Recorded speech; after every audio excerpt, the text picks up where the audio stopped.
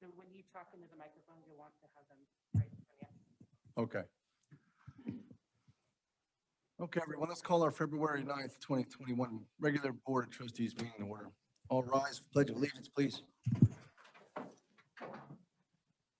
pledge allegiance to the flag of the United States of America and to the republic for which it stands, one nation, under God, indivisible, with liberty and justice for all.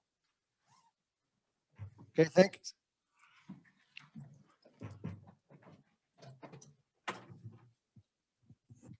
Krystal, we'll take a roll call when you're ready. Trustee Gator, Here. Trustee Jerome, Here. Trustee Kenny, Present. Trustee McDonald, Here. Trustee Whitehouse, Here. Mayor Pro Tem Knutson, Here. Mayor Hammond. Here. Are there any amendments or changes to the agenda tonight that we need to know of? Okay. Any conflicts of interest that we should be bringing up? All right. Before we dive into public comment, two things. One, I'd like to thank the staff and Krystal and everybody for their hard work in putting this meeting and all the electronics it took to get us here. It's been a while. Welcome back. It's been almost a year. And that's good to be back. So this is where it's going to happen here from now on. One other thing I'd like to do, Trustee Whitehouse and myself would like to welcome Trustee Jerome to the 50s Club.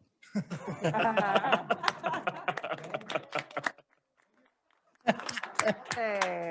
Now you get the Joe Nolan boys. Here we go. All right, there you go. Enough said on that. Let's move right into public comment. So if we have any individuals on tonight, I don't know, are we going to go with public here first or are we going to go computer first? Okay, we'll go Zoom first. You'll raise your right hand in the box if you have something to talk about tonight. You'll get 3 minutes.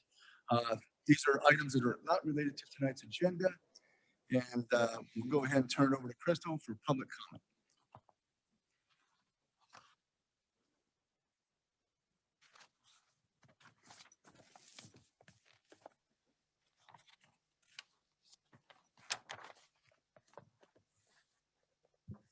Mayor, I see no hands raised at this time. Okay, we'll go to in-person public now this time, right? Anybody from the public tonight would like to come up and speak on non-agenda items, this is your chance. Please approach the podium there and state your name and address, and you'll get 3 minutes to talk. Okay, I take it that's enough. We'll bring it back to the board. First presentation, Larimer County, indirect costs.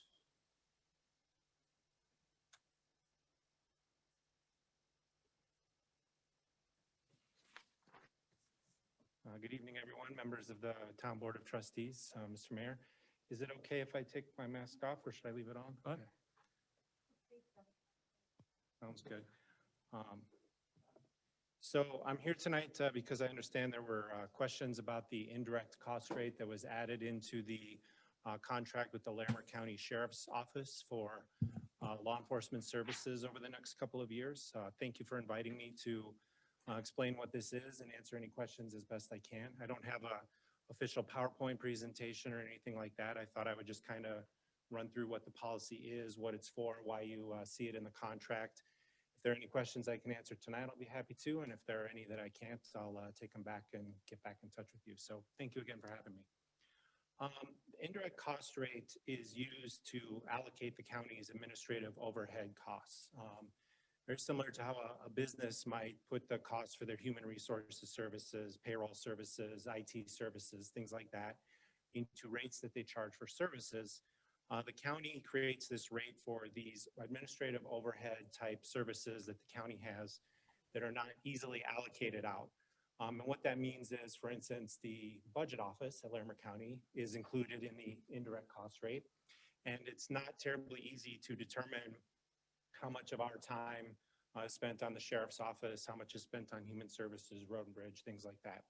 Services like this are bundled up into a group of eligible costs and then allocated out to services based on a formula that we use And it's, in this version of the policy, it's divided out by, or a percentage of wages and benefits for employees. This is a very standard way to create this rate. It is applicable mostly when you think of the county to human services, grants or programs that we run on behalf of the state. We will include these administrative overhead costs for those programs so that we are reimbursed for them. The indirect cost rate includes not just the budget office, fortunately. There are some IT services such as servers, network, infrastructure, storage, things like that, that are not easily calculated per user. The county manager's oversight, the county board of commissioners policy oversight, legal services and the county attorney, our finance department, which includes accounting, purchasing, ADA compliance, some risk management things, excuse me, and things like that. And then human resources, benefits administration, employee relations, recruitment, and things like that. Excuse me, haven't spoken live in quite some time, so I'm just getting used to it again. The county's broader rate actually does include facilities costs, such as facility maintenance, depreciation, and things like that. However, those are not included in the town of Wellington's contract because your contract specifically says that you will not be paying for that. Larimer County's rate was created by an outside consulting firm, so they took all of our data and basically did the calculations for us, thank goodness. And this is a firm that actually does this for pretty much every county of similar size here in Colorado. They work with El Paso, Arapahoe, Boulder, most other counties similar to us. And so they use a very standard process or calculation, if you will. There's nothing terribly unique about our rate. It's pretty much the same as what's charged or how it's calculated in other counties. And it also has to comply, most importantly, with federal rules, the Office of Management and Budget, and state rules around those grant programs. And so we take those same standards that the feds and the state apply to us, and we apply that rate to every service. So every rate is the same. And the purpose really of this indirect cost rate is to ensure that property taxpayers do not subsidize services that are provided where we can seek reimbursement. I'll give you an example. In natural resources, the ranch, and our solid waste department, they have a lot of services that are based on user fees. And so those departments also consume some of the same services that are in this indirect cost rate. And so built into their user fees is this indirect cost that they then pay to the county to help offset some of these items. Now, it's not easy to say that any individual service, like I mentioned before, gets 2%, 5%, 8% of our time. But because those are services that are not core property tax funded services, we do include this rate so that user fees, grant programs, and contracted services are paying for their fair share of the administrative overhead that the county has. We would still have a finance department, a county attorney, hopefully a budget office, a county board of commissioners, but we may have less of those property tax funded items if we didn't have a solid waste department, if we didn't have natural resources with fees, and if we didn't provide some of these services that we contract out, such as law enforcement. In this instance, especially with contracted services, there are other providers that in theory could provide this service. The county doesn't have to. And so therefore, that's why the county's policy is that it's appropriate for these contracted services to include this rate, the 10.5 FTEs, I believe it is. The county may not need those 10.5 FTEs that are dedicated to the town of Wellington if we did not have this contract. And so that's why those connected administrative overhead services are applied to this contract. Josh, I'm sorry. Yes. Can you actually speak a little bit closer into the mic? Oh. Our audience is having a hard time hearing you. Sure, you bet. One of the problems of being tall, too. So just to reiterate, in case you didn't hear that, the administrative overhead rate is applied to these 10.5 positions and to our other contracted law enforcement staff and contracts as well, because there's a high likelihood that the county may not need these officers were they not providing this service. As you're probably well aware, the county also provides contracted law enforcement to the town of Timnath and to the town of Berthoud. Their contracts do include the full 9.67%, I think it is, administrative overhead rate based on salaries and benefits for the officers in their contracts as well. It's phased into Wellington's contract through negotiations that we had. We've revised the policy and the indirect cost rate in the last couple years to basically get it more in line with state regulations and things like that. This is a new process we have where we have this consultant doing it the way every other county does it as well. And so that's why we've kind of transferred it over to including it as a cost rate in our contracted services. I believe in general that concludes my presentation. The rate, like I mentioned, I think is about 9.6% because you're not paying for those facilities costs during your contract. It would be 12.9% if you were including facilities, but that's not in there, so you're not being charged that. So that really represents my my presentation. This is a policy of the County Board of Commissioners. They are free to, as negotiations happen on these type of contracts, to accept changes or not, but in general, that concludes my remarks. Thank you, Josh. Appreciate the information on all of that. Board members, any questions you want to follow up on here? This man? Yes, I do have a few, if that's all right, Mayor. Yep. So my understanding is that LCSO does have their own IT department. Is that correct? They do have at least one or two IT staffers. Okay. Not all of their IT work is paid for in the sheriff's office. A lot of the storage, for instance, of evidence and digital evidence, now that they're going to body-worn cameras, is stored in our central IT department. And so those are those types of administrative costs that would be included in this. Okay, then I believe they also have their own human resources department. Is that correct? They have, I think it's 3 positions, last I remember, to help out with recruitment and things like that, because they obviously have some special hiring, qualifications more than it would be to hire someone to work in the budget office. But I can tell you through, as we've tried to determine the cost, for instance, of the jail improvement project and bringing on more staffers there, our human resources department does quite a bit of backup work. They do a lot of the recruitment nationwide, statewide, and things like that. They also help manage a lot of employee relations issues, that need to be escalated when there are maybe disciplinary items or things like that. Okay. Do you guys have a list of where HR or IT staff outside of LCSO actually were working on things related to Wellington's, the force that's serving up here? So central human resources and IT staff, not in the sheriff's office, who do things. Correct. I wouldn't have a list per se that I could rattle off, but I could provide that to you. Okay, I would appreciate that you could provide that, because I know we're paying currently, I believe, of our contract about $27,000. Let me give you the exact number.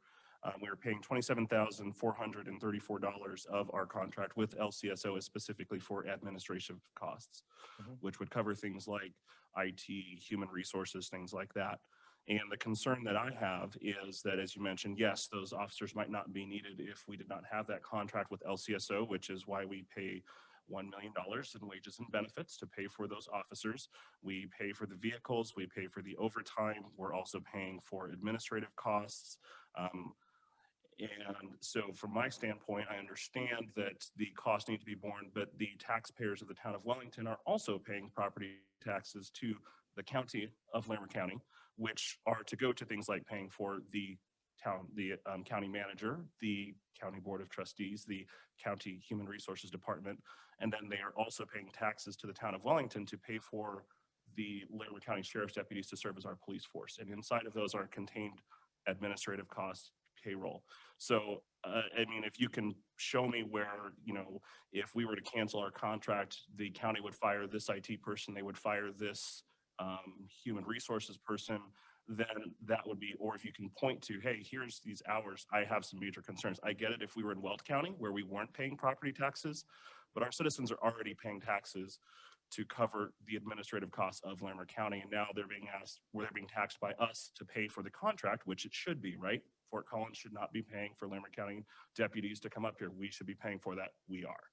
So the concern I have is that we're now basically our citizens are being taxed again. And that to me is a concern. And I understand this is not your decision. I think this is something we need to have a further discussion with the County Board of Trustees or County Commissioners but I do have issues with that, because unless we can point out these are the specific things that Wellington is costing above and beyond, because my understanding is the Sheriff's Department has staff that handles most of the things that deal with Wellington and our contract with them.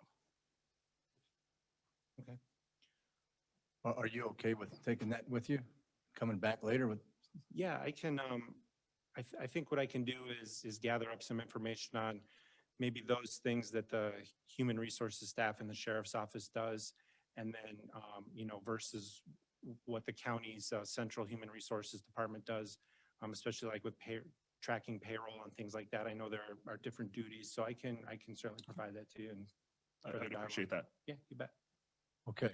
Thank you for the questions, Trustee Gator. Anyone else? Mayor Hammond, I just have one quick question. Yes. I apologize. In all the excitement of being back in person, I think I missed your introduction. Oh. Other than Krystal sharing with us that your name is Josh, that's all that I know about you. Sorry, I may have forgotten that part too. My name is Josh Fudge. I'm the county's budget director. Thank you, sir. You bet. I guess one question I might have is, why wouldn't you have all those indirect costs, you know, just lumped in with administrative costs, one line item, that sort of thing, so we wouldn't avoid these kind of questions? Sure. You know, incorporate that together, a little bit cleaner maybe than some obscure costs. Yeah. Might not raise questions, you know. Absolutely. So, Yeah, I can, in the follow-up information I provide, I can maybe try to provide more of a breakdown of what's in the LCSO administrative part versus what's in indirect cost. Yeah, absolutely. is anybody paying 12.9%? No, I think the contracts are pretty similar Yeah. between the municipalities, and that there's no facilities portion. Thank you, sir.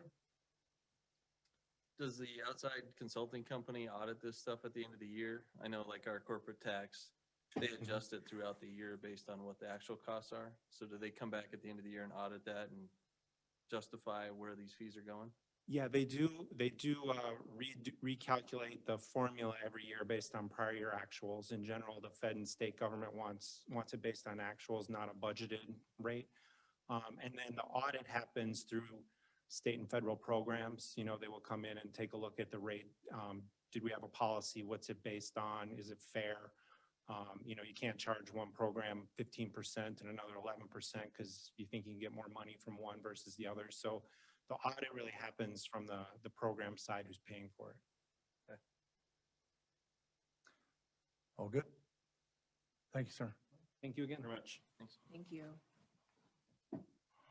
Here takes us to our next item. That'd be a consent agenda, meeting minutes from the January 26, 2021 Board of Trustees meeting. If there's no issues with this consent agenda, can I get a motion to approve? I make a motion to approve the consent agenda. Second. Roll call, please.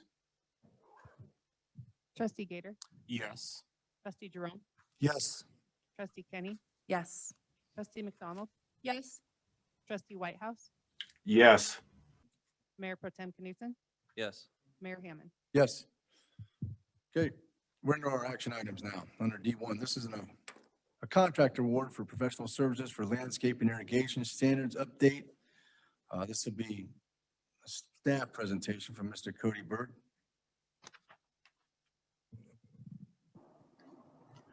Good evening, Mayor and Board of Trustees. Sorry, just 1 second. I just got changed to a panelist here to presentation mode, and I'm going to pull up a PowerPoint presentation. Can everyone see my screen? Yep. Perfect. So, good evening. I'm Cody Bird. I'm the planning director. And the item that I'm presenting for you tonight is a proposed contract for professional services to review and update the town's landscape and irrigation standards. There we go. So just wanted to start with kind of a quick background introduction. The town in June of 2019 adopted a municipal water efficiency plan, and the plan, the goals of the plan are to track water use, determine metrics for improving water efficiency, improving water conservation efforts, all to protect and extend the town's water resources. The overall goal of the water efficiency plan was to reduce the town's water demand by 10% over the next 10 years. So an ambitious plan, but one that we think that we can achieve through implementing some of the goals identified in that water efficiency plan. I highlighted for you here a couple of those goals and showing what we're working on currently to help meet those goals. The biggest advantages or proposed pieces that would show the greatest water reduction include use of advanced metering, which is better metrics on household and business water use, tracking those numbers closely, identifying if there are leaks, and improving the infrastructure for collecting that data. The town is in the process of installing those advanced meters. We've been doing that for a number of years with all of the new meters that are put in the ground, and going back retroactively and updating some of the outdated meters as they start to fail, putting in the new advanced meters. That's something that our public works department's been working on actively. So that's in progress. Some of the other highlights of the water efficiency plan included conducting a water rate study. That study is complete. And one of the recommendations of the rate study and of the efficiency plan, of course, was to update the water utility and raw water fee charges. Both of those are complete. I think our board is pretty familiar with the utility rate changes, and we also updated the raw water component for our new development construction. So those items are completed. And we will continue to evaluate those if any further changes would be needed in the future. Next, in the water efficiency plan, educational activities was identified as an ongoing activity that's needed to help the public and any of our water users understand the importance of some of these measures that we're proposing. That's an ongoing activity that's currently being conducted by town staff that'll be rolling out this spring with education opportunities and providing some more information for our residents. And then the last one I wanted to highlight, which of course is the subject of this presentation, is proposing recommendations to the town's landscape design requirements in the form of updating our land use code. In staff's research of best practices, we found that not only is the landscaping requirements an important piece of that equation, but also some best practice standards for irrigation and use of water for those landscapes. So we included both of those into this one umbrella of the landscape design ordinance. To kind of highlight the importance of why we're looking at this, this is a table pulled from the water efficiency plan adopted by the town. And you can see in this chart, this is average data over the last 5 years, or excuse me, over a 5-year period, ending in 2017, which was the data available when this plan was created. But you can see the red portion of those columns there. The blue portion is the indoor use, and the red portion is the outdoor use. So you see it's much heavier in the summer months when irrigation is being utilized. And that's a pretty significant change in those summer months. So that is the reason why the landscaping and irrigation standards warrant taking a look at to see if there's ways we can make some improvements to reduce that overall summer demand. So just a quick highlight here of our current town's land use code. The current requirements for landscaping is all based on minimums. There's a minimum requirement for how much landscaping, there's a minimum requirement for how many plants, how many trees, how many shrubs are in that space, minimum requirements for the amount of living ground cover, and historical practices. Most of the living ground cover is simply turf grasses that require a significant amount of irrigation. And there are requirements for installing a permanent irrigation system to maintain those landscapes. So that's our current code. Those are, you see the results of most of those requirements in our commercial landscapes. When a site goes through site plan review with the Planning Commission, you can see the evaluation for, are those minimums being met? And of course, you can see in our recent commercial developments, you can see what those minimums result in. Attractive landscapes with an adequate number of trees and shrubs, and pretty significant portions of those sites that are turf grass, sod installation, and heavily irrigated. Some of the limitations of following that practice, there's really no limitations or standards or even guidance on the amount of or type of water supply. Obviously, there's an advantage to the town if we can utilize existing non-potable irrigation systems or well water. And so we wanted to develop standards that encourage use of well water where it's available for our outdoor irrigation. And also establishing some guidelines for best practices, time of day for when to water landscapes, how much water they might need, and common practices for many individuals and businesses to set their controllers for their landscapes to just run on autopilot, and it's not updated throughout the year. But actually there are seasonal variations when we do have rainfall events. Those systems should be shut off or modified to reflect the appropriate amount of water needed to maintain the landscape. So we wanted to include that in this effort to promote water savings in those required landscapes. And we also identified that there's a need to look at the different types of landscapes within our town. We have parks and open space. Some of those are more active, such as playgrounds and ball fields. Others are less active, more riparian zones along our Box Elder Creek Trail, areas that can be a little more native that don't require that highly maintained, manicured look and feel to them. Then, of course, we have our commercial sites, residential yards, and our street yards that all have different needs, different environments, and different watering needs. So those all need to be evaluated kind of collectively with best practices identified. A couple of the benefits that we plan to achieve through this landscape update would be the water efficiency, encouraging those water savings. Over time, that's going to reduce the maintenance needs for landscapes, which makes it easier on our homeowners, not only from a maintenance standpoint, but also a cost standpoint. An appropriately done landscape that's implementing xeriscaping standards is going to look attractive throughout the year. It's going to, regardless of water shortages or droughts, high heat, native species and plants that we can identify and recommend are going to survive that environment a little bit better than a lot of the bluegrass or fescue lawns that are typical currently, but are really not native to the Colorado landscape. So we believe that we will find a good balance of yard area coupled with some other options for a more xeric landscape. And of course, our overall goal is to reduce the water demand, which would also result in cost savings for our residents and our water users if we're not having to pay to treat all that outdoor irrigation water. So on those irrigation standards, we do hope to identify some thresholds for what is needed. And we're going to do that through developing a landscape inventory.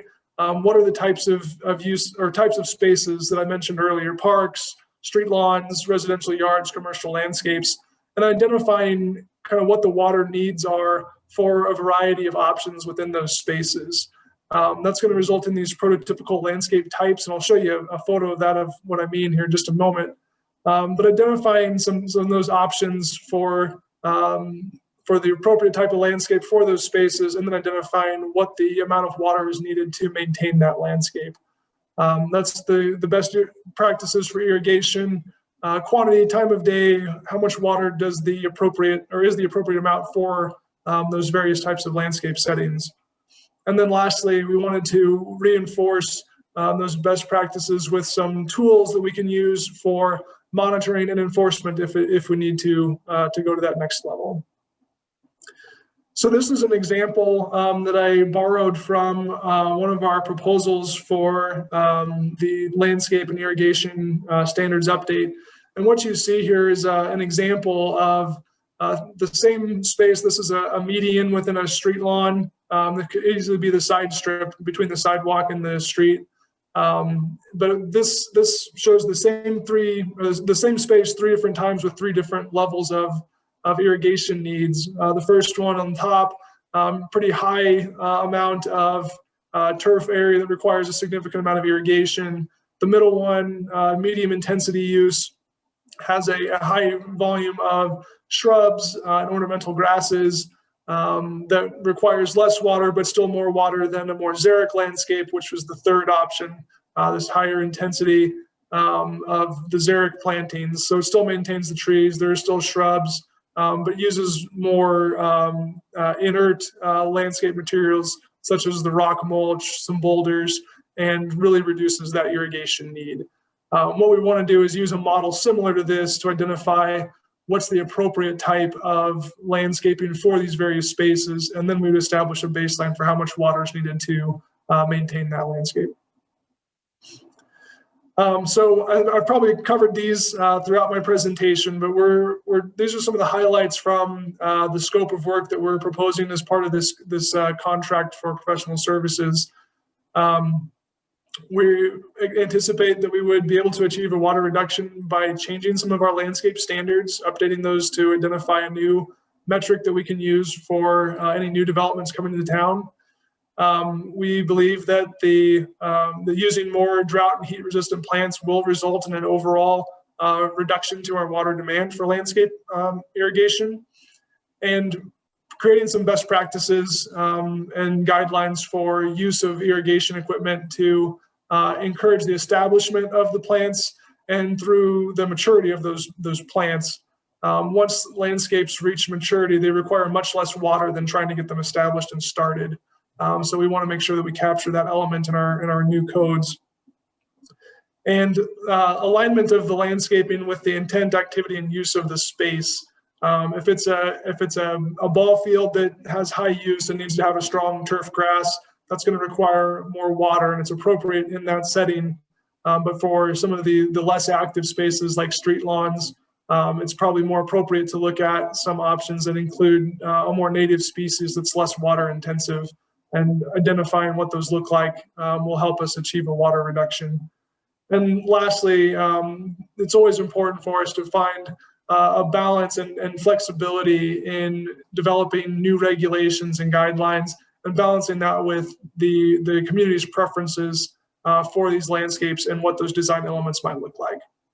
So that's what we're going to achieve through this process that we're selecting professional services for. So kind of want to wrap things up on this presentation. We did receive 2 qualified proposals for this effort. Town staff evaluated those proposals, and based on the bullet points you see here, the town is recommending that we contract with Logan Simpson Design, Inc. They have a strong history of developing these types of landscape and irrigation standards for Colorado communities. They understand the unique challenges with water in our environment here. And they're also Logan Simpson is also currently working on the town's comprehensive plan and land use code updates. So they're intimately familiar with the processes of the town. They'll be able to hit the ground running, and we anticipate this effort being completed within a 5 to 6 month time frame, which our intent and hope is that we would have these identified and adopted in time for the spring planting season, so we'd see an immediate impact this year. So to wrap it up, the town staff our recommendation is to award a contract to Logan Simpson in a not to exceed amount of $41,202, which was the proposed scope that they submitted with their proposal. So with that, wrapping up my presentation, I will stand for any questions that the board may have for staff. Trustees, any questions for Cody? I have a couple, Cody. This is Trustee Jerome, in case you can't see me. So as we move forward, and I'm looking at the end game of this, we adopt a new code. Excuse me. What can be done to encourage our existing HOAs that are on non-pot to adopt the new standards that the town does? Is there any way that we can encourage that? That might be a Brad question too. Because it seems important that, that I've heard some rumblings about, some of the HOAs, our standards are, we have to have nice lawns, and that type of thing. And if the town goes forward with adopting a new code, I think we should be able to try to encourage those existing HOAs to adjust their codes to at least match what we're doing, because this is important for saving water, a resource, in the long run. And, if we're only capturing what's going on in the future and not trying to retroactive back, I think it's a mistake on our part to do that. So is there any thoughts on how we could do that? Yeah, so I'll take the first stab at it, and then I'd also encourage if there are other board members with thoughts on it that they might weigh in too. But I think Trustee Jerome, I think you brought up a great point. Certainly the low hanging fruit that we're going to try to take advantage of first is new development. If we have new regulations and standards in place, we can require those new spaces to meet these certain desirable objectives for landscape and irrigation. But well said, I think that it would be improper for us to not look backwards too and see if there's a way to encourage or promote the kind of revamping some of the existing spaces. Particularly, you mentioned the HOAs with non-pot systems. I think that the HOAs with potable irrigation might be even more important to try to work with to reduce the amount of overall town treated water supply in those spaces. But we could definitely work through some engagement and education to be retroactive and find ways to convert those existing landscapes to something that's a little bit less water intensive. Anyone else? I have some comments. Yes. Does that cover what you were saying? Yeah, go ahead. Okay. I'm gonna ask something else, but go ahead. Okay. You might ask what I'm gonna ask. All right. Yeah, the HOA one was on my list as well. So water conservation's not new and it's not going away. It's going to be a constant battle for everyone in Colorado, from my perspective. So our need to be proactive in this area is paramount. So I am not an expert in landscaping and would never pretend to be. So the need for professional guidance on this from landscaping experts, I think it's essential in order for us to move forward with expectations on what we can ask for and what the actual benefits might be based on studies and this expert opinion. So in general, I'm definitely in favor of this. The other things that I wanted to point out is that the savings, water conservation really relates to savings for our water users, because the less water they use, the less they're paying for. And not only that, we're also beautifying Wellington and making it, of course, while conserving water. I think that everybody needs to participate when it comes to water conservation. So it is important for the entire community to understand the importance and how every single person contributes to and has the potential to conserve water. I think this is just a super important piece that'll help us with the education to our community. So I'm in general in favor for this. And then I did have a note regarding the HOA requirements, that by taking a proactive approach to this, we will shape and support smarter landscaping standards for everyone in our community. So I feel that that would be a plus for sure too. Thanks. I also have one more thing. I didn't see in this proposal where existing properties in town, where there's a piece to help with, sorry, the echo is kind of messing me up when I talk, to help with current landowners to transform their lawn from a high usage, water usage lawn to a low water usage lawn. Is there something that we're going to look at down the road? I would think it would be part of this, where there would be some type of program that they laid out, that this is what you should do to encourage, current homeowners to look at changing their lawn to more of a xeriscape, and also maybe some type of programs that could be established by the town to help financially with that, you know, some type of grant monies or grant monies that the town can get either federally or from the state or from the county, that has to do with water conservation, which we could encourage our current homeowners to participate in. So is that something that is going to be another step, or, I mean, in my mind, it actually should be part of this whole study because it's all integral to each other. Yeah, and so Trustee Jerome, another great point. What I would propose, and sorry if it wasn't apparent in the scope that's attached here, but what staff has envisioned, and we've worked with our consultant to do this, we're going to identify kind of what that optimal mix of lawn versus xeriscaping or native species might look like for a typical residential lawn. And we would hope to implement that as a standard practice for any new development. But for existing development, we would like to roll that into kind of a two-layered approach. One is a kind of a toolbox of best practices for irrigation for your existing spaces. And we could turn that into an educational component for how to properly set your irrigation controller for time of day and how much water those existing landscapes need, as well as potentially identifying some landscape conversion opportunities. I've worked in other communities in the past where we had a landscape conversion rebate program. You convert X number of square feet of irrigated lawn to a non-irrigated native landscape. And there was a payback from the town through grant funds to help subsidize that for incentives. We don't currently have a program in place for that, but it's certainly something that we can be taking a look at once we have kind of identified what that optimum or desired landscape arrangement might look like. Staff's a big proponent of this.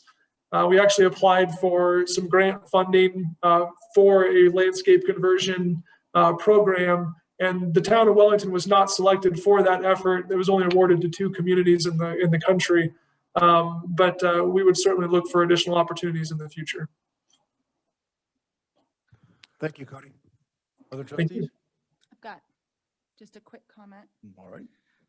So I'd like to take a step back. One of the reasons why homeowners associations adopt such stringent bylaws for landscaping requirements was in an effort to try and maintain property value.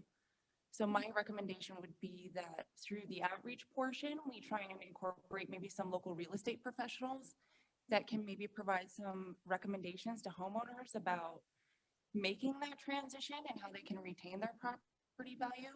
Because that's one of the biggest stigmas with xeriscaping is there's going to be a bunch of rock in my front yard and it's going to be ugly, and then my property value is going to go down because nobody's going to want to buy my house. So maybe if we incorporate some local professionals, it would help ease that concern. Just a suggestion. Oh, I think it's absolutely a good one. Anyone else?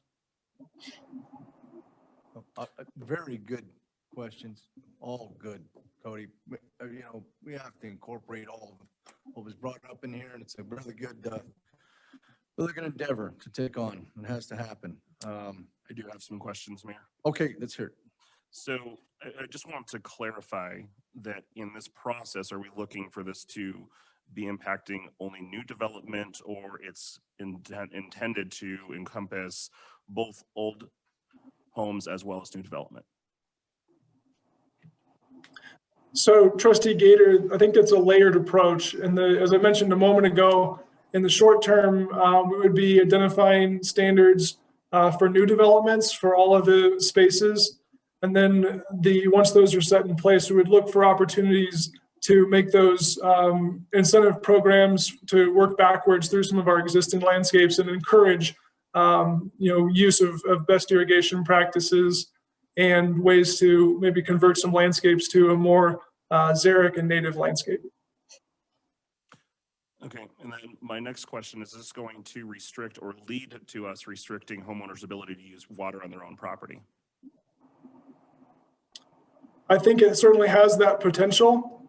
There's an opportunity for the town to develop programs around water conservation, which was what the municipal water efficiency plan was geared towards, was preserving our water resources.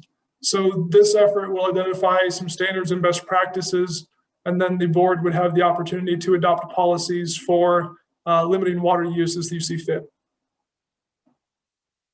Okay, and then is this going to be a policy document or a document that is designed to drive policy? So great question, Trustee Gator. The document that we would produce through this effort, working with a third-party contractor, would develop a recommended set of guidelines. We'll have some opportunity to work with our Planning Commission and the Board of Trustees and our community stakeholders to refine that approach to something that fits the Wellington community. And once we've identified what that appropriate mix is, the board would have the opportunity to adopt that as part of our land use code, which would make it regulatory. So assuming that all goes well and we approve it, this is a policy document, correct? It will become a policy document. I think it depends on how you define the word policy. If it's adopted as part of the municipal code for our land use code, it would be a regulation. A regulation. Okay, thank you. And then the other question I have is, what is going to be done differently from the public outreach on the comprehensive plan to get good public input? Because I think that I understand that COVID happened and no one planned for that, but I really do not feel like with the public outreach that was done for the comprehensive plan, I do not think it did a good job of capturing the input from the community. And so I have some real concerns about us actually getting good feedback about what the community is wanting to see if we're going to see the same type of outreach as we saw with the comprehensive plan. Well, we're still collecting public input on the comprehensive plan, so I'm not sure what your comments geared at, Mr. Gator, Trustee Gator, but staff is very open to hearing suggestions from the board if there are specific practices you'd like us to implement to garner public input. So I'm open to suggestions. So I guess from my perspective, and I will try not to go into details because I understand the comprehensive plan is still an in-process document, but the impression that I get as I'm reading through what has been created and what has been presented to us that will come to the public soon is that there has been public input, and the public input has been utilized to support things where it fits with what the preconceived thought process is. In a lot of areas, it feels like the public input is not driving the document as much as it's being used to say, okay, well, we think this, so we're capturing some public input that supports that. And then obviously with this being all through online, that has left out a significant portion of our community who may not have participated in online forums. So that's another concern that I have, is that when I read through the documents that have been presented, this is, I mean, maybe I'm completely misunderstanding the entire community of Wellington, but that does not read like Wellington. So it feels to me like we're missing something pretty major. Thank you for those comments. Are there any other suggestions from the board on public outreach and engagement? I do have a comment on that. When it comes to public engagement, is the responsibility of essentially everyone in this room to drive that participation. So when we're talking about outreach, of course, the firm itself is going to give us opportunities to do that. Obviously, there's been considerable restrictions with the comprehensive plan, considering we're wrapping up about a year project and we all know how long we've been paralyzed with COVID. So given the situation, there's been some incredible effort in order to reach as many people as possible. There have been considerable challenges. But with that said, if we have groups of people that we're representing, of course, the entire town of Wellington should be the case. But if we hear voices that are unheard, it is the responsibility of every board member to make sure that we're making sure that they participate in these opportunities. So I want to hold that responsibility when it comes to getting more participation, to make sure that I'm doing as much outreach as possible to encourage that participation as well. But I know it might be different if there's less restrictions for COVID, but I know that the board would definitely take this very seriously. This is a very serious topic. Isn't there a steering committee for this comprehensive plan? I think that is the responsibility of the steering committee to make sure that those things are being taken care of. John, are you on that committee? Yes, I do sit on that committee and I Okay. have done Well- my best to bring those comments to the document. So, I mean, I've got nothing more on that. Well, anyone else want to chime in before I move it along? My other question too, I know I've heard a lot of concerns about the restrictions of water use on your personal property. For the common interest of the entire community, we've done water restrictions for, I don't know how many years. I know it was popularized this last year, but it's been common practice for years and years in the town of Wellington. And this again is for the best interest of the entire community, as we're supporting each other and everyone's doing their best to make sure that we're all in the best situation.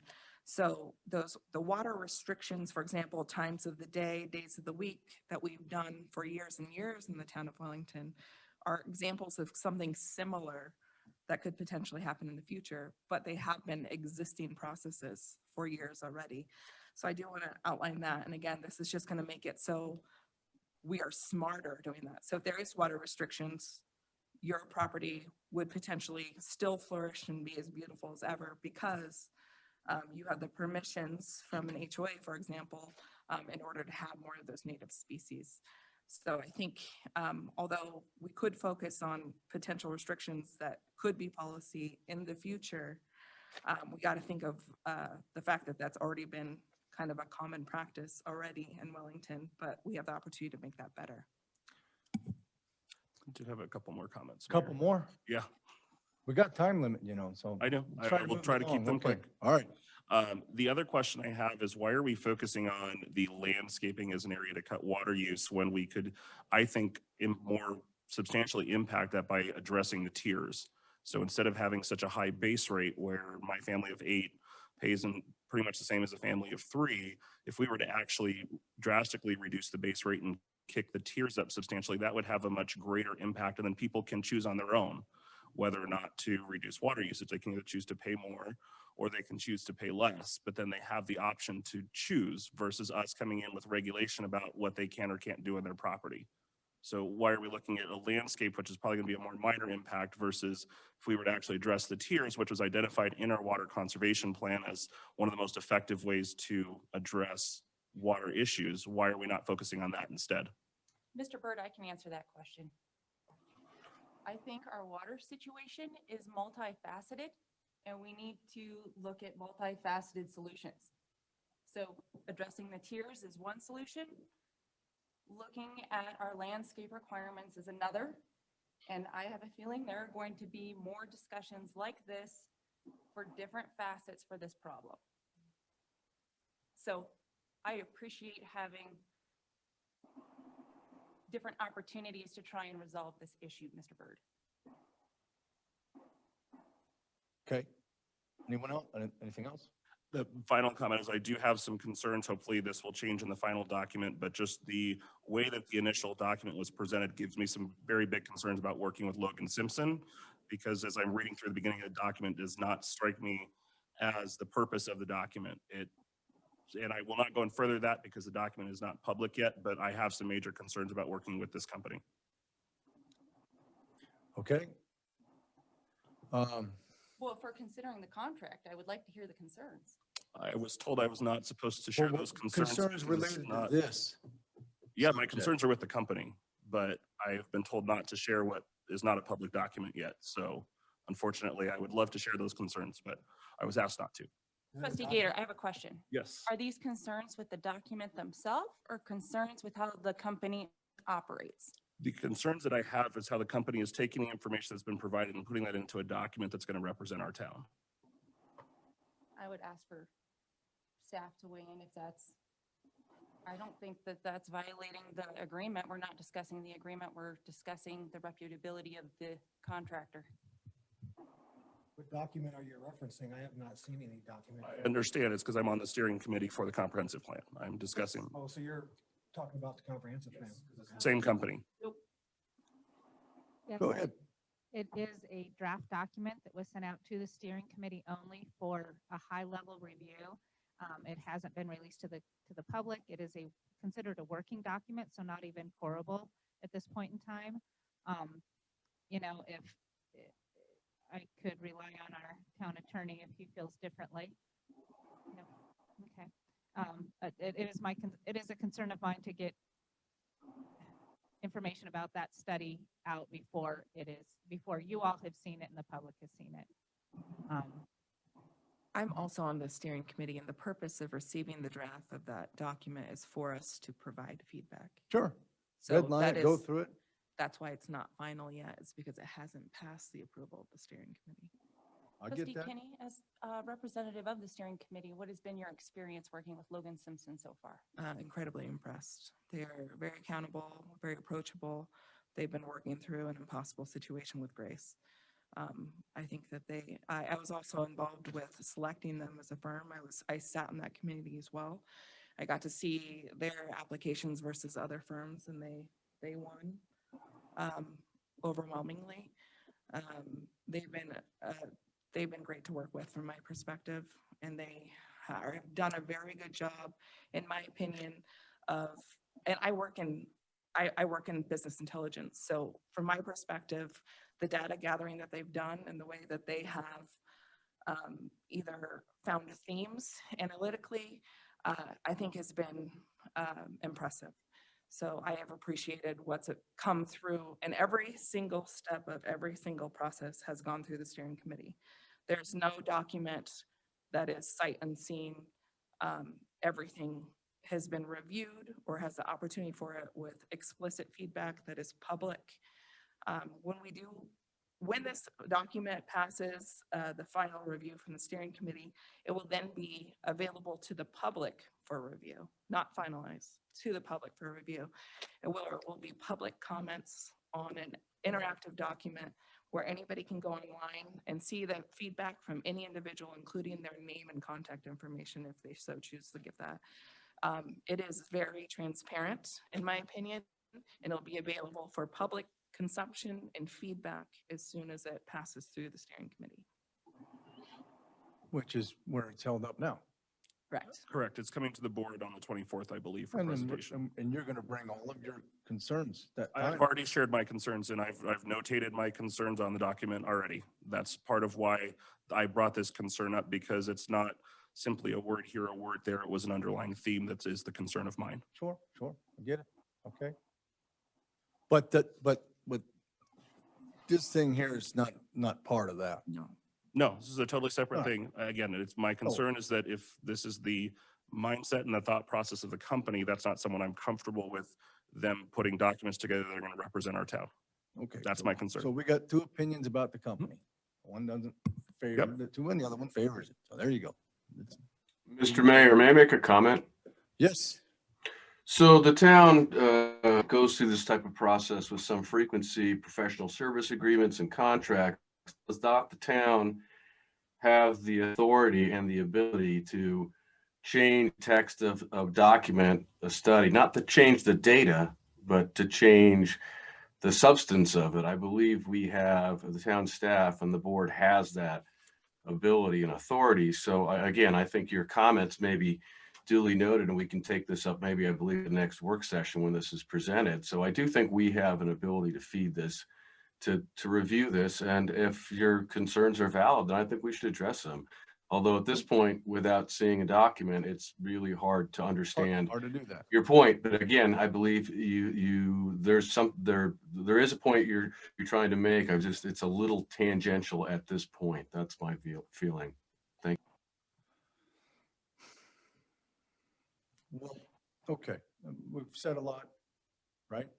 We do have a comp plan review coming up. We're all anxious to see it. We haven't been involved. You have. Okay. We're looking forward to concerns on both sides. Logan Simpson's a reputable firm. They work for a lot of cities. Okay, they're not just pulled out of the hat, but concerns are concerns. This is not related to that tonight. Okay? Then this makes sense. I mean, water conservation makes sense. HOAs is a great way to address the public. You're going to want to talk to mine because we're on a potable irrigation system out there, over there in the meadows, right? It's not very friendly. New development is being non-potable. That's what we're looking at for the most part, right, Cody? For outdoor irrigation. Yeah, I think that the potable irrigation is the primary objective or focus here. The non-potable systems that are well water are of less concern because they're not impacting the town's capacity for treating and delivering water to our residents. But both are important in the overall picture. Right. So this is a good this is good to do. There's nothing wrong with this. Cities do this. We need to do this. We don't have we need to have something going forward. There's nothing wrong with this. We can make changes to it any way we want. We have the contract. We might not be able to add to the scope, but we can certainly tweak it. I don't have a problem going through with this thing and giving them a shot at this and seeing what they come up with. And we're going to have chances to look at it as they develop it. I think that's bringing in real estate consultant if we need to, that kind of stuff, reaching out is an absolutely great thing. People I want to protect my values. You don't want to just gravel the front yard on everything. We don't want Phoenix, right? So I don't see nothing wrong with going forward with this. I think it makes sense myself and then address those concerns in that comp plan. And they're big, we'll take them up, if they're there, right? But I'm looking forward to moving on with something like this. I think it makes sense. So that's my 2 cents. If there's nothing else to be said about it, I'd like to turn it over to the public.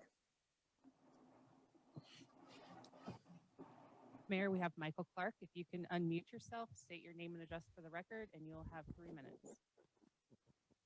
Yeah, hi, my name is Michael Clark, and I live over in the Sage Meadows development. And I just wanted to say that all this Michael, you there? said. Yeah, can you hear me? We can't hear you right now. Hold on a second. Can you hear me? We can hear you now. Okay. I had a Bluetooth speaker on, and because I was having trouble hearing you guys otherwise.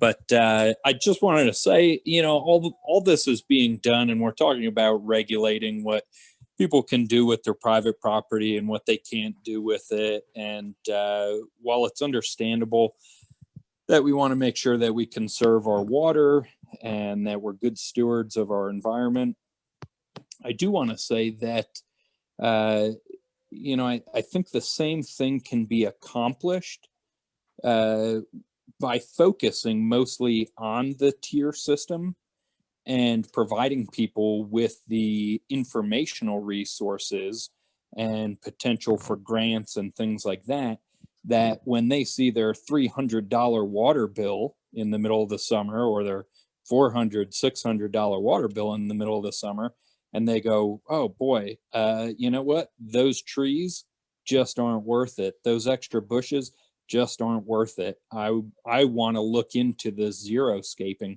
People will choose that option when it hits them in the pocket because we're on a tiered water system. And I know just this month, our water typically throughout the winter would be $60, maybe $80 in a bad month. And this time it was $120. And, nothing's changed. We got the same amount of people, same amount of water usage that we usually do. So I can only imagine what's going to happen in the summertime when people start watering their grass. You're not going to have to tell people, hey, no, you can't have that rose bush. You need to put a yucca in. They're going to go, I want to get rid of my rose bush. Where can I go buy a yucca? Where can I get a cactus? Who can teach me about this xeriscaping? And I just would tend to shy away from regulating and having government reaching its tentacles out, telling people what they can and cannot do with their private property when the market is going to dictate it just based on what people can afford and what is reasonable to people. Even if I could afford the $600 water bill, it doesn't mean that I want to do it. Thank you, sir. Who's next? We have Kathy Widelis. If you can unmute yourself and state your name for the record, please. Hi, this is Kathy Widelis, 3405 Revere Court in Viewpoint. Can you guys hear me? Yes. Yes? Okay. I disagree with the mayor and with trustee Kinney, I don't think it's essential we have an outside company do this. Supposedly the educational activities are something that's already in progress. And I don't see why, in the water bill, everybody gets a water bill that is using the treated water, why they can't get, you know, the hints in that about, how to save water as far as your landscaping goes. The time of day business is really important. If it rains, go outside and turn your automatic water off for this week, something like that. I've, in the past couple of years, I've always seen the biggest problem was the town would water during the day and sometimes water during or after a great big rainstorm. So, I mean, I realize Public Works has other stuff to do, but the town ought to, they're irrigating huge amounts of fields and stuff for the ball fields and the playing fields. So I don't know if that's potable water or non-potable water. So I mean, I'm sure that would make a difference also. But as far as the rest of this stuff is, we're all grown-ups, and I think we could, figure out how to save our own lawns and save water simply because of the money. I mean, my husband and I have talked about this increasingly, and we've always tried to just because we're cheap, we haven't wanted to water our lawn as much as probably Viewpoint would like us to. But I don't see why we should spend $40,000 on this, especially because I'm very concerned about the economy and Wellington's economy, and I think we should save money as much as possible. And the other thing that bothers me is that with the new smart meters and stuff, I think it's ridiculous and almost criminal for people to be punished for, if they're going to pay for the water use, for them to be punished or have their water turned off because somebody at the town administration decided, oh, you went an inch over how much water you were supposed to have. So those are just some of my comments. But if you want a green lawn, you're really going to be paying for it. So I think this is a situation that's going to take care of itself, and we don't need to pay somebody $40,000 for something that's very commonsensical. Thank you. Thank you, Kathy. Who's next? I see no other hands raised at this time. All right, we'll bring it back to the board. Got interior? Yes.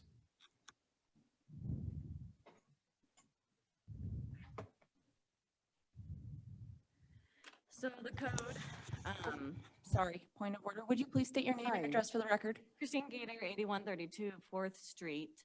The code, section 16-3-350 and 16-3-50 already says that they encourage people to use zero-scape.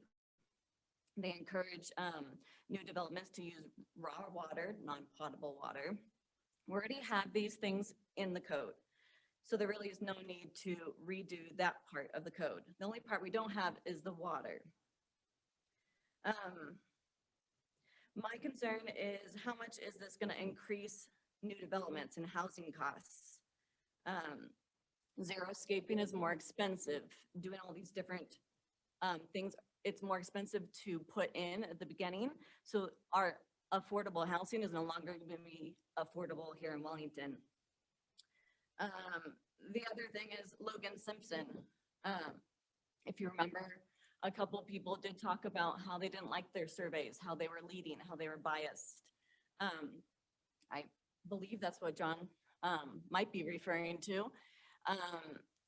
This company is one-sided. I think our town is more on the conservative side and this company is more on the other side. And their questions on their survey were biased and leading. And that's not the company that we want to represent our town. We want a conservative company, not a company that works for Fort Collins. We don't want to be another Fort Collins. And then I don't want restrictions on how much water I can use for my home. I believe in property rights, and I believe in making the tiers higher, the base lower, so that people will self-conserve. I think that's so we already have code for landscape, so we don't need that. Oh, and then the other thing was, yeah, we don't need to pay someone 40,000. We have staff that can come up with a few additional codes that they think that are needed. We already said, it already says, we encourage you to xeriscape. So I don't think we need to pay 40,000, nor do I think we should hire Logan Simpson. We should hire someone else, but I don't think we should pay anyone. We should use our available staff, make some codes. Definitely don't make codes that restrict our freedoms. Thanks. Thank you, Ms. Gator. Mr. Mayor, we have JT that would like to speak.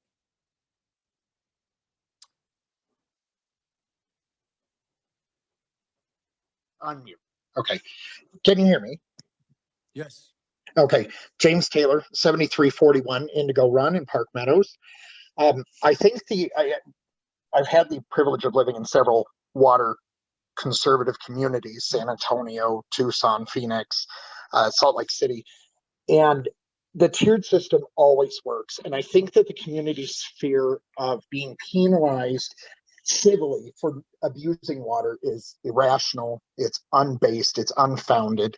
The reality is that a tiered system has been proven effective in all communities throughout the southern United States who have water issues, specifically lower Texas, New Mexico, Arizona, Southern California.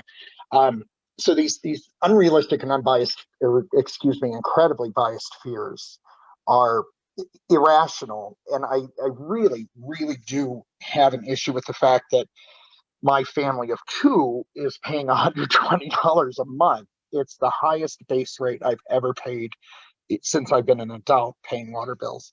I find it unacceptable. And I do agree with the people that there is significant opportunity to conserve our water, to be responsible with our water, to have beautiful landscapes that are native to this area, period. It should not be the Midwest. It should not be the East Coast. It should not be the Southern United States. We should have things that are native to this beautiful, beautiful prairie and front range of the Rocky Mountains. There should be nothing from outside. So encouraging that should be the only kind of I don't know, people have called it administrative outreach, but this is the only thing that people should be, or our community should be enforcing is, okay, look at this. This is the kind of tree that should be here, not a Dutch elm, not a mighty oak, just things that are native to this beautiful landscape. I mean, I agreed with the other resident who said that we will change our behaviors based on our bills. And I completely agree with that. But using less than 2,500 gallons and being penalized to the tune of $120 is a pretty significant penalty already. And we try our best to be as good as we possibly can. But this is, I'm very displeased, and I hope that we can find some I don't know, common ground and move forward. So thank you for the board's time. I appreciate it. Thank you, sir. We have no other hands raised at this time. We'll bring it back to the board. Final comment? I mean, I'm hearing a lot of comments about tiered structure. I think that's something we should definitely pursue in the future as well, in addition to the other things that we're doing. As Trustee McDonald mentioned, there's going to be many, many facets of this conversation. So the tiered billing and redoing that tiered method is definitely something we should pursue in the future too. That's not related to what we're talking about right now, but I would encourage us to continue with that as well. Other finals? Well, we're gonna look at all that quarterly, the cost of water. That was what we were always talked about doing. That's not part of this. This is just looking at firming up some general practices. Yeah. I mean, you know, it's a firm that's what they do. Now you can go ahead and get a committee together and spend months and think of what you want to do on your own, but this is a good start. It's not mandatory to do anything, you know, so it's just. My only thoughts is it's $40,000 that if we're going to have to spend $40,000, I'd rather spend it on working out the tiers, which we've heard from residents like we heard tonight, right? They're upset that their family of 2 is paying the same for water as my family of 8. Yeah, you know, I So- don't get that. I just got my water bill was 80 and I use 4,000 gallons. Yeah, I don't know, but it's I just don't get that something one. to keep in mind is that the question is this the best use of our money right now? I personally would say that I don't think this is. I think that there are other ways that we could use the money that would have a bigger impact and that would actually be relevant to the concerns of our citizens, as well as addressing the issues that we have with water.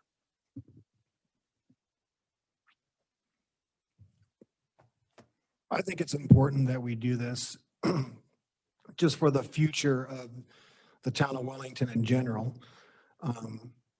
Yeah, we have codes that say we encourage it. Well, this is looking at putting in code saying this is the zero-scaping that has to be done from now on to ensure that our water supply does not diminish or go away completely. I mean, let's face it, folks, we live in a place that we're not supposed to be living. Unless there's all these irrigation ditches that the farmers built years ago, without them, we're not even here. This town doesn't exist. Fort Collins doesn't exist. Pretty much the entire Front Range doesn't exist because we're not supposed to have the water that we have. We're stealing it from the mountains and dragging it down here. I mean, how many people have looked at their yard if they haven't watered it in 3 days in a hot summer? I get gigantic cracks in my yard if I don't water for 3 days. This place is not supposed to have water. It's supposed to be dry. And just like in Las Vegas is not supposed to be there. They're dragging water from basically Colorado and irrigating an entire city and giving water to an entire city. We have to figure out how to be conservative for what we have. I know it isn't the best thing to want to do, but unfortunately, some of us moved to this town several years too late to enjoy cheap water and do whatever you want. I mean, the point has come where this board is tasked with things that other boards previous to us never even looked at. So unfortunately, this group right here has to make some very difficult decisions. My water bill went up. I'm sure Rebecca's water went up. I'm sure Wyatt's went up. I'm sure Ashley's. I'm sure John's. And I'm sure anybody that lives in this town's water bill went up. I did not make a decision to raise our water rates because I wanted everybody else to pay more than me. I'm paying $120 now too. I was paying $70 a month. It hurts.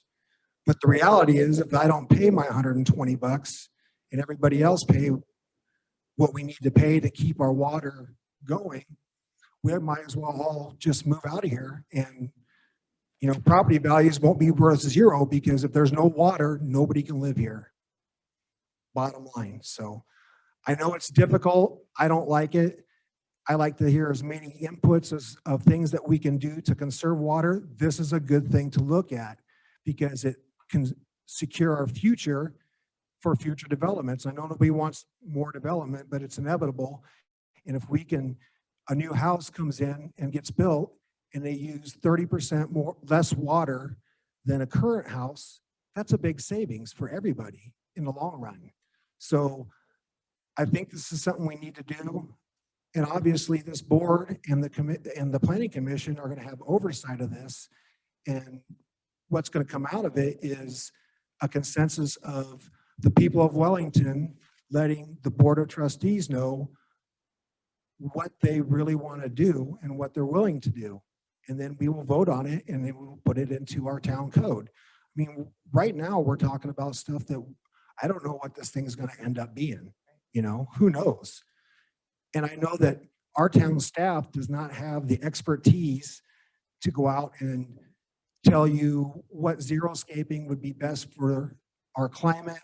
Here's the plants that will thrive. Here's this that'll thrive. I mean, $41,000 is probably not that big of an expense if you look at the long run, because if we expected Cody Bird to do it and his staff to do it, they're all getting paid salary. And then if they're busy doing this, what's going to be pushed aside with that they need to be doing? So I'm for this. And I think that this is just one component of water conservation and cost reduction for the citizens of Wellington that is going to happen, but we have to do all the pieces. Unfortunately, we didn't do all the pieces in order to begin with, I think, but let's get them in line now. And that's what this board's trying to do, is trying to position this town and its citizens for prosperity in the future. I don't think any of us up here want to overcharge or charge people out of this town, cause, problems like that. But the reality is we as a group all live here, and this is a problem that we have to face head on. And if we don't do it now, if we sidestep a little bit here, it's just going to prolong the problem. So if we dig in and we hit this thing head on like we're doing and tackle it and get it under control, there will be a better future for this town, in my personal opinion. So that's all I've got. Thank you. Final comments? Yeah, so just one thing that Trustee Jerome that you said I think is very good is that the board and the planning commission and the public will hopefully have input on this. And I think what is important for us to remember is that when public takes the opportunity like they did tonight to sign on to Zoom and to share with us their thoughts and concerns, we have to actually listen, because when we just move forward with our decision and there's no weight put behind the public's opinions. If we've come in with our minds already made up and we don't actually listen to members of the public who take their time to attend a meeting in person or attend a meeting via Zoom, we're gonna start losing public actually taking the time. So. Mayor Hammond, Yes. I'd like to make a motion that we award the contract to Logan and Simpson in the amount to not exceed $41,202. Second. Roll call, please. Trustee Gator, No. Trustee Jerome, Yes. Trustee Kenny, Yes. Trustee McDonald, Yes. Trustee Whitehouse, Yes. Mayor Pro Tem Knutson, Yes. Mayor Hammond. Yes.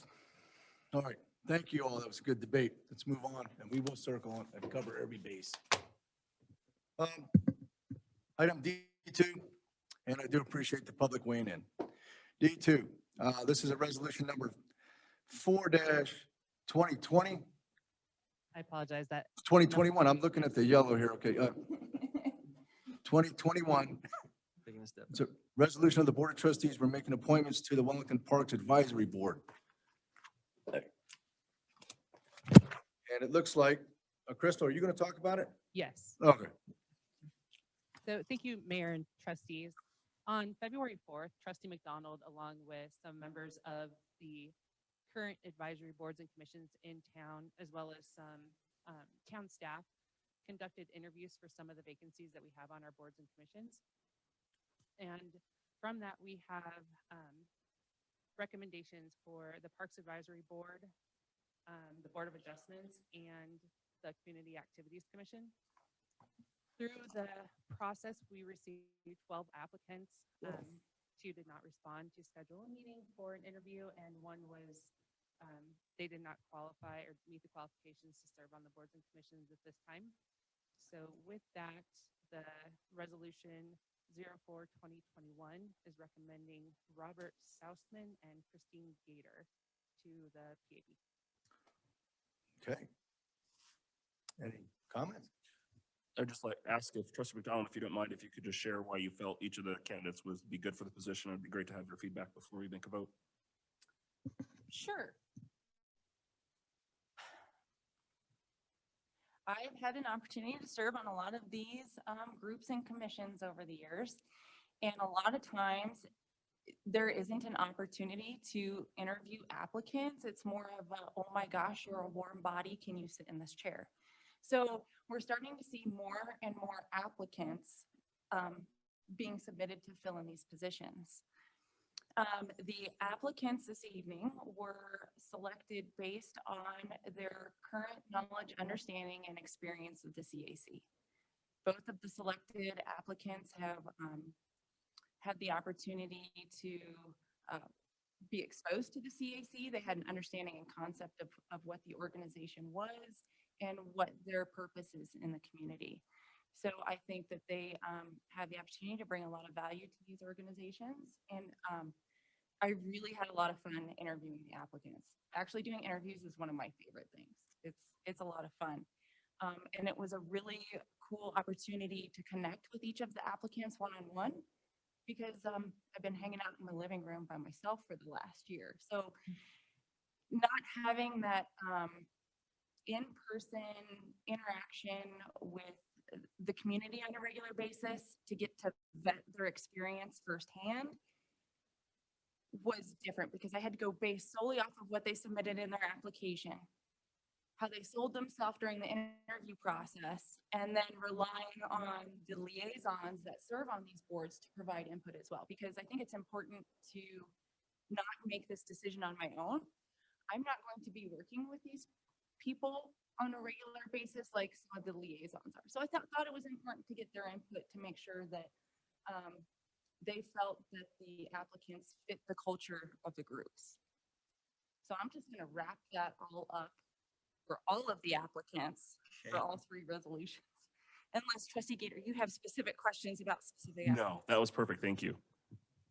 Thank you for sitting in on that. Good question, Trustee Gator. Anyone else?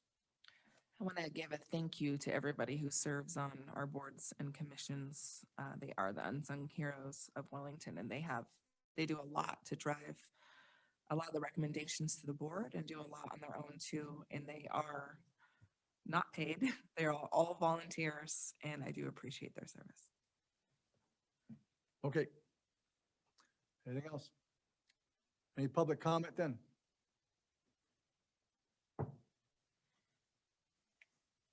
I see no hands raised at this time. Okay. Anything to say? Well, thank you. How's that? Okay. Right. We'll bring it back to the board. If I can get a motion to approve the resolution number 4-2021. So moved. Second. Roll call, please. Trustee Gator, Yes. Trustee Jerome, Yes. Trustee Kenny, Yes. Trustee McDonald, Yes. Trustee Whitehouse, Yes. Mayor Pro Tem Knutson, Yes. Mayor Hammond. Yes. Okay, it'll take us to D3. This is a resolution number 5-2021. Resolution of the Wellington Town Board making appointments to the Board of Adjustments. Krystal. The same process occurred, and it's being recommended that Kathy White Ellis and Stephen Carmen are appointed to the Board of Adjustments. Good. Okay, then. Other comments on this? All right, then. Well, any public then? There's no hands raised at this time. All right, well, Kathy, if you're listening, thank you. So Mayor, I move that we approve resolution number 5-2021, a resolution of the Wellington Town Board making appointments to the Board of Adjustments. Second. Roll call, please. Trustee Gator, Yes. Trustee Jerome, Yes. Trustee Kenny, Yes. Trustee McDonald, Yes. Trustee Whitehouse, Yes. Mayor Pro Tem Knutson, Yes. Mayor Hammond. Yes. That'll take us to D4. This is a resolution number 6-2021. It's a resolution of the Board of Trustees making appointments to the Community Activities Commission. The resolution 06-2021 is recommending Richard Bacon be reappointed and Jim Lafferty be appointed to the CAC. Mayor Hammond, Yes. I do have one question for Ms. Garcia relative to one applicant. I just want to clarify for the record. Mm-hmm. Because Mr. Lafferty is an employee of the town and he does serve as a local code enforcement agent, do you foresee any conflict or any issue with him serving in this role on the CAC and with his employment with the town? I do not. Thank you. Thank you. It's a good question. I want the board to know that I'll be abstaining from this vote. Is that a no vote then? Mm-hmm. Okay, it's a no vote tonight. All right, then. Anyone else? Public comment, please.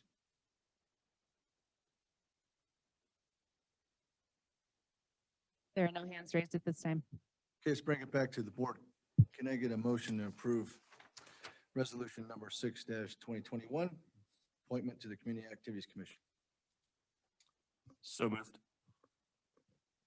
Second. Roll call, please. Trustee Gator, Yes. Trustee Jerome, Yes. Trustee Kenny, Yes. Trustee McDonald, Abstained? Trustee Whitehouse, Yes. Mayor Pro Tem Knutson, Yes. Mayor Hammond. Yes. Okay, thank you. All right, that takes care of our action items tonight. Move on to reports. Town attorney, anything new? Okay, good. Town administrator. Hi there, Mayor and Trustees. So next Monday, the 15th of February, Town Hall will be closed in honor of President's Day. The Board of Trustee work session on the 16th, you have the comprehensive plan update and future land use map discussion and the wastewater treatment plant expansion delivery method presentation. And then if we get around to it, the initiative and referendum discussion as far as that will be coming from your town attorney. We're working on scheduling a town hall for the first quarter. I understand that that was part of the plan. So the comp plan is what would be discussed then. So I'll be sending out some doodle polls to you all to nail down a date for that to happen. And I'm also looking to schedule a joint meeting with the Larimer County Board of Commissioners so you can meet Kristen Stevens and Jody Shattuck McNally and also just do a check-in with our Board of County Commissioners. Cool. Thank you very much for doing that. Okay, that's some important stuff coming up.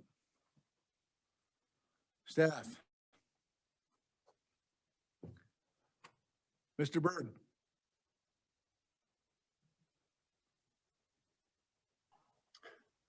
Can everyone hear me? Yes. Yes. Thank you. I just got unmuted. This is Cody Byrd, Planning Director. And I might ask if I could get the ability to screen share here in just a moment as well. I was asked to provide a little bit further clarification regarding. Lost you, Cody. Go. Okay, I'm now promoted as a panelist. Thank you, Ms. Eicher. Cody Byrd, Planning Director. I was asked to provide a little bit further clarification and background regarding the town's adoption of what we refer to as a 3-mile plan. This was on a board agenda earlier in January, and it happens annually. I think there was probably some confusion, and there was some information that was shared on social media that probably didn't help clarify matters, and so that's why I was asked to provide just a little bit more information on this topic. So just to kind of reiterate, each year the town adopts this 3-mile plan for municipal annexations. What that plan area is, it's just identifying the area in which the town is legally able to consider any annexations into the town of Wellington. Under the Colorado statutes, we're a statutory town, so Wellington is required to adopt this plan if we intend to annex any property into the town in the coming year. So this was kind of a housekeeping item that the town does annually to preserve the ability for the town to even consider annexations when they're requested by property owners. Under the Colorado statutes, the town is able to include up to 3 miles from the current town's boundary line. What the town of Wellington has done historically is reference our growth management area that's identified in our comprehensive plan. And rather than extend for the full 3 miles from the town limits, to look at a smaller area where the town actually anticipates growth within the next 20 years, to kind of limit that a little bit further to what we feel like is actually appropriate for Wellington's future growth. When we adopt that 3-mile plan for municipal annexations, it is not a statement of intent that the town is going to annex those properties into the town of Wellington. It's really just identifying the area in which the town can consider annexations. I want to take this opportunity to share the map that was adopted as part of this process. Can everyone see my shared screen? Yes. Thank you. So the map that I'm showing currently is the growth management area or the growth plan from our 2014 comprehensive plan update. And you can see here the area that's kind of shaded in this lighter yellow. That is the town boundary limits as of the 2014 update. It's not significantly different than it is today. There haven't been a lot of significant annexations since that time into the town of Wellington. So this is a pretty accurate reflection of the town's corporate municipal limits. The red boundary that you can see here is the boundary of the town's adopted growth management area, or the area in which the town anticipates that it will grow into within the next 20 years. So this red boundary is the boundary that was adopted for even the ability to consider an annexation of the town of Wellington in 2021. Current practices, the town has not considered any annexations that were not by request of the property owner. In 2020, the town annexed the school district, the Poudre School District Middle School High School site into the town limits of Wellington. And we also, in the end of 2020, annexed a very small parcel along 6th Street next to the I-25 frontage road. Those were the only two properties that were annexed into the town during 2020, and they were by request of the applicants. That is the likely scenario that the town will continue to operate for the coming year of 2021 and for the foreseeable future.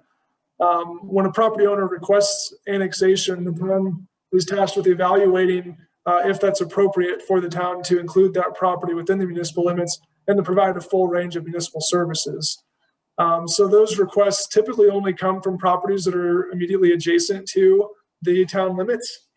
And for the ability to serve with adequate public services, so water, wastewater, streets, stormwater utility, these are the services that the town typically provides that require infrastructure. And the infrastructure has to be able to be extended to the property requesting those services at the time of annexation. So even though we've got properties in the growth management area that are identified as far north as Owl Canyon Road and County Road 70, if one of those properties were to request annexation into the town, the answer is likely going to be, we're not able to effectively provide municipal services at this time. And the request to annex may be denied unless there's an ability to extend those utilities cost effectively and provide a full range of municipal services. In all likelihood, that annexation request may be declined. So I just wanted to kind of provide that background information, kind of explain the intent behind what that 3-mile plan is and the overall image or of what the town's planning efforts look like for a 20-year look for our growth as our growth management area, so that we can anticipate the types of development needs that would be requested at some point in the future by those properties, but knowing that we're not likely to extend utility infrastructure or annex those properties until the time is right for the owner and that can effectively be provided by the town. So that's my kind of high-level overview and clarification on the 3-mile plan and the town's growth management area that we adopt for that 3-mile plan, as well as the purpose and intent. I wanted to also, this was a staff communication to clarify this topic, but I also wanted to allow, if it's agreeable, any comments or questions from our Board of Trustees. Anyone? Cody, to your knowledge, since you have been the town planner, has the town annexed any piece of property without the consent of the owner? Have we initiated an annex? Great question, Trustee Jerome. During my tenure with the town, we have not annexed any property without a petition from the property owner requesting annexation. Okay. Brad, as the town attorney, in your tenure as our town attorney, has the town ever annexed a piece of property without the consent of the owner, or with the town being the initiative of the annexation? My tenure is 28 years. Okay. And no, we have never done so. Okay. To my knowledge. Okay. Anyone? Yep. No, just I Investigator? very much appreciate Mr. Berg taking the time to clarify this. I know there has been a lot of confusion, and I appreciate the work that you have been doing to communicate with citizens that have questions. And I appreciate you taking the time to do a little bit of further clarification today. So thank you very much. Of course. Thank you. Anyone else? If I might, real quickly, and there have been some questions related to enclaves. And the board ought to be probably aware, the enclave statute as part of the 1965 Annexation Act. That act was modified in 2010, and annexation of enclaves became substantially more difficult. There were a number of issues that were added to the enclave. It used to be if you simply surrounded it. I'm sorry, Mr. Mayor, I hate to interrupt. It's awfully hard to hear Mr. March on the website of the broadcast. Would it be possible to get a microphone? We're gonna get him going here. Thank I you. don't think it was working very well. Cody, is that better? That is better. Thank you.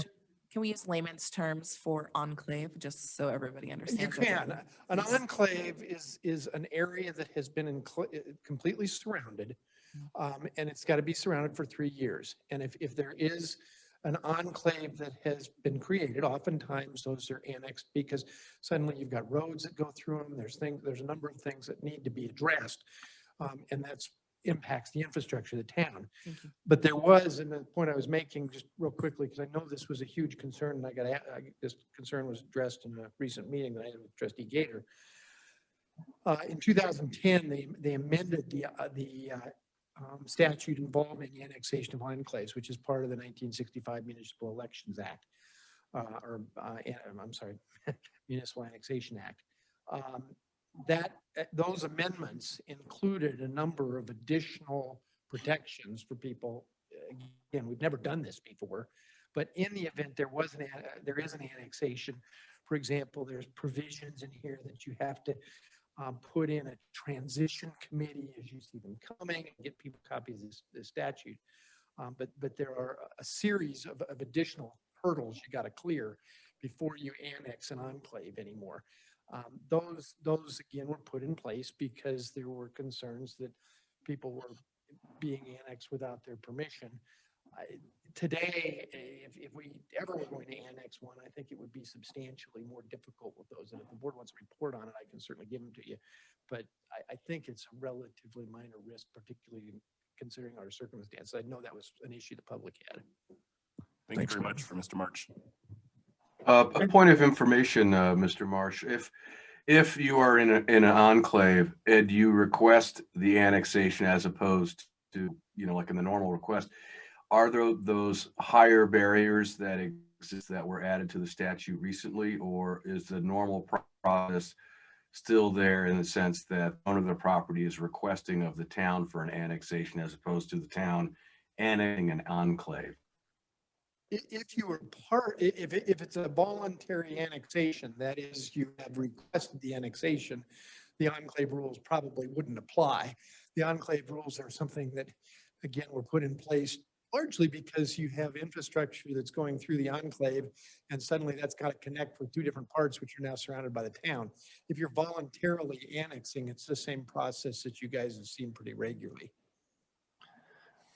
And if I might, I'm sorry, if I might, Mayor, I wanted to also add to that and ask a question of Mr. March.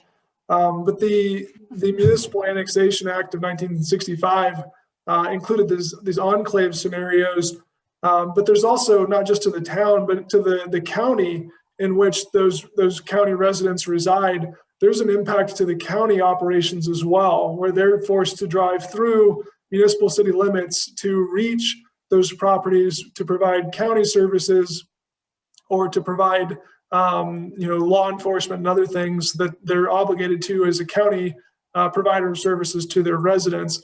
And that's impactful for their operations as well. So Mr. March, and under the enclave provisions, correct me if I'm wrong, but I believe it is also at the ability of the county to force a town to initiate those enclave proceedings after 3 years of being an enclave. Is that correct? There is some capability, and certainly the county to request it. Certainly that's part of the reason. That's part of the reason you're doing the 3-mile plan is to envision. You're trying to do some joint planning between the county and the town, and to recognize that as the town gets further outside of its boundaries, there's going to need, as you said, there's going to be substantial infrastructure from water lines to roads that are all going to have to be planned, and that as areas grow up around the outside of the town, the goal is to get those areas annexed into the town so they can be worked through. And you're absolutely right. part of the reason that the county looks at intergovernmental agreements with towns is to confirm that things will be planned in an orderly fashion. They also often won't allow a development of a property that's adjacent to the town unless the town has refused to annex it. And again, that's just common sense planning, which I don't need to tell you about. Yeah, hold on. So, everyone, we're good?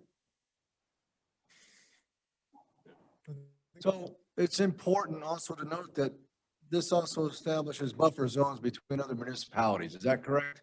Can? And to keep them from encroaching upon our growth management areas and that sort of thing. It can. Okay. That's certainly one. Because of we the have things we're aggressive planning. neighbors. Okay? Don't think we don't. I got it. All right, that's all I got to say. Okay then. Thank you, sir. Thank you, Cody. Thank you. Board members, anything to bring up tonight? Let's go start on the left. I don't have anything for you tonight. All right then. You, Is Mr. Singwald still our representative on the Box Elder Stormwater Authority? Yes, ma'am. Can we please get an update from him? I've been hearing a lot of conversation about it at the county and some other, Go ahead. I was going to give you a mini update if that I helps. don't want a mini update. Okay, I won't give you one then. okay. Yeah, we Please can- invite Mr. Singwald to provide a presentation.